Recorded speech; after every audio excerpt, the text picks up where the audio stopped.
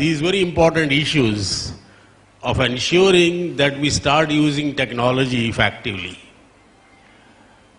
I have visited nearly all the colleges in my university, and when I visit, I talk to the professors, I talk to the students separately, and I discover a majority of teachers are not using technology. Even when a college has got all the equipment, it's not used. They are simply not using, for example, the slides to make any presentation. So the issue is not really of acquiring the technology, which of course is an issue for some of the colleges. But even in colleges where the technology is available, the situation is that that particular technology is not being used.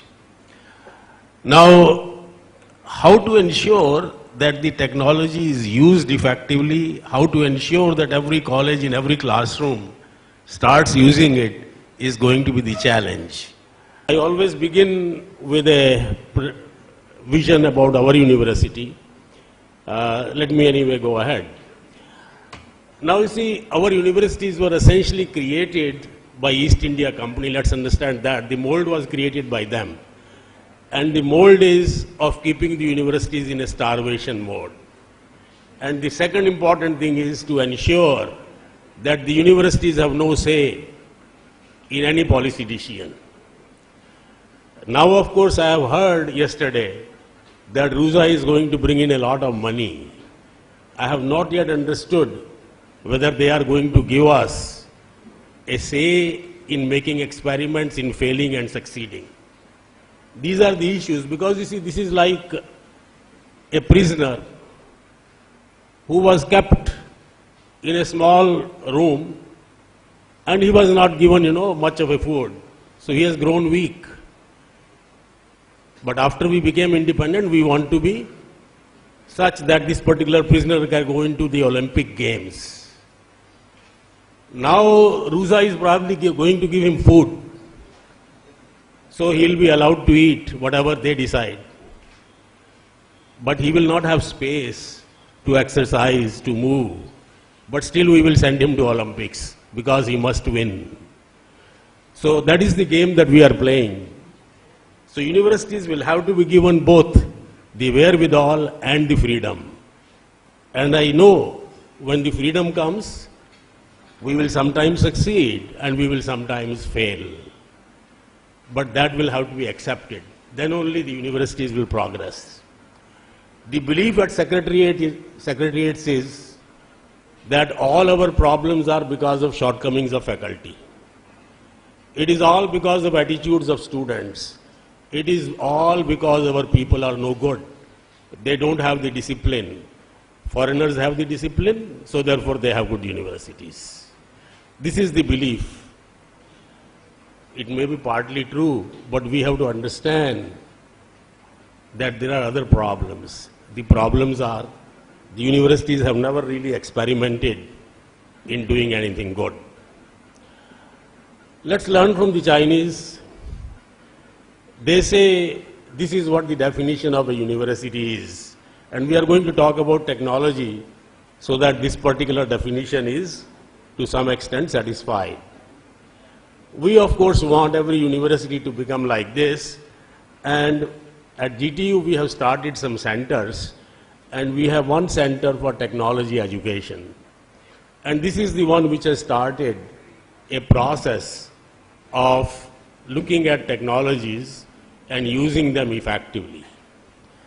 Now, this particular center has started a research project called Designing the Structure of a Technology University. It will have to be our own structure. Foreign structures are good. In 1946, there was a patriotic Sikh gentleman who was in the Viceroy's Council. He, along with a Bengali gentleman, decided that our education is no good. At that time, of course, we had only 30 universities. But he decided that we must have something, and therefore the Viceroy's Council passed a resolution. We must set up institutions on the lines of MIT. A Sarkar committee was appointed very quickly, within 6 months before our independence. They gave the report. The report said the IITs should be established. That's how we had the first IIT, IIT Kharagpur. It took some time, but they have served us well. But the point is, ultimately, it will have to be our own design. We will have to look at our universities. For example, today if we decide we are going to have universities of the American kind, it's not going to work. We have already 700 universities. We have a history. You cannot go back and start anew. Today, therefore, people have again started looking at those foreign universities, have started saying, because we are large, so we cannot be good. Because we are affiliating type, we cannot be good. Of course, a multinational company can have 500 plants and can manage. We cannot manage 200 colleges because the foreign universities are not doing so. So how can we do so? So if technology can be used by MNCs to control 500 plants effectively, why technology cannot be used by a university in India to manage 200 colleges? These are the questions that we will have to look at. And now the technologies that we are looking at are the course websites, the learning management systems. We have established some 3,600 websites for the courses, but then we require more because the website has got to be teacher specific and course specific. So a lot of work is required in this direction. We have to see that we start using technologies in innovative ways. For example, it is high time that we start using tablets in classrooms. Already these are being used in schools in foreign countries. These are not so costly that we cannot do so. Again, e-library facility will have to be provided. It will have to be provided and it will have to be as good as the facility anywhere else. We are providing e-library which is a caricature of the facility being provided elsewhere. Even today, after I have left that foreign university for 4 years, I can still access their library because they allow me as a teacher on their role to access their library. And I am not able to get the same kind of access over here from my own university. So the problem is we are not able to provide the kind of access which is available to the students and teachers elsewhere. We are not able to provide that kind of facilities, and of course, we want our teachers to compete with the best. Now, there are many other technologies that we have to look at. I think Professor Wade has more or less talked about all of them.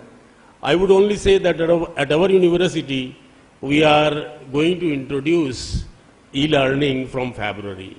From this February, we will have some programs which will blend the other ways of teaching for some specific cases. In fact, the first program is for a specific set of about 3,500 students for whom we propose to offer some bridge courses using this technology. Yeah, so we are trying to see that we have a hub and spoke model wherein the university works jointly with the colleges and ensures that we are able to offer education where it is needed and to those students who need it. So it is going to be a very particular, specified, focused kind of education that we are going to provide.